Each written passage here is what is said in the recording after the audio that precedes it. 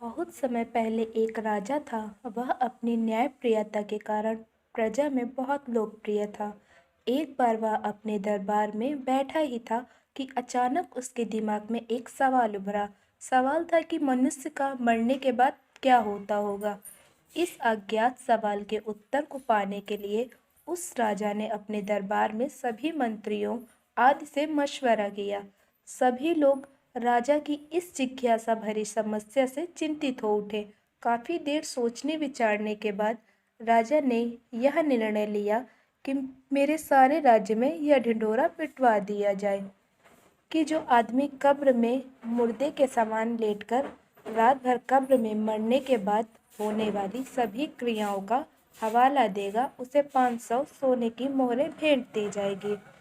राजा के आदेश अनुसार सारे राज्य में उक्त ढिंढोरा पिटवा दिया गया। अब समस्या आई कि अच्छा भला जीवित कौन व्यक्ति मरने को तैयार हो।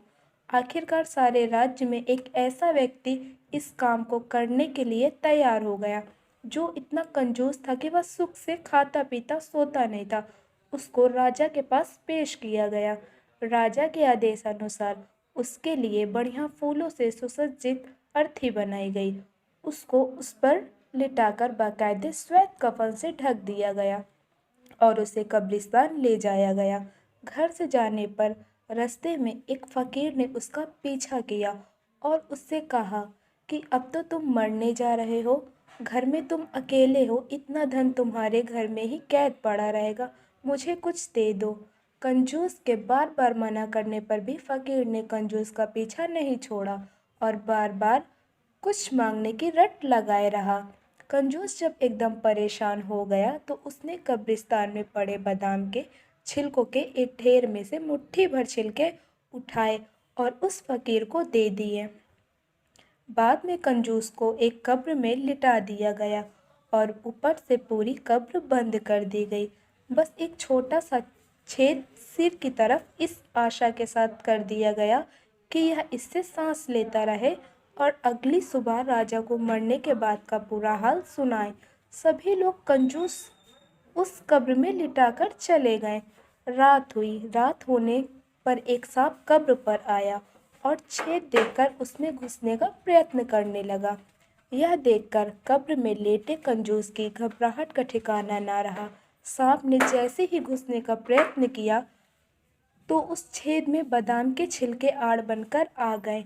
सुबह होते ही राजा के सभी नौकर बड़ी जिज्ञासा के साथ कब्रिस्तान आए और जल्दी ही कब्र को खोदकर कंजूस को निकाला। मरने के बाद क्या होता है, यह हाल सुनाने के लिए कंजूस को राजा के पास चलने को कहा। कंजूस ने राजा के नौकरों की बात को थोड़ा भी नहीं सुना। वह पहले अपने घर गया और अपनी तमाम धन संपत्ति को गरीबों में बांट दिया। सब लोग कंजूस की अचानक दान करने की इस दयालुता को देखकर हैरान में पड़ गए। उनके मन में कई सवाल उठने लगे। अंत में कंजूस को राज दरबार में पूरा हाल सुनाने के लिए राजा के सामने पेश किया गया।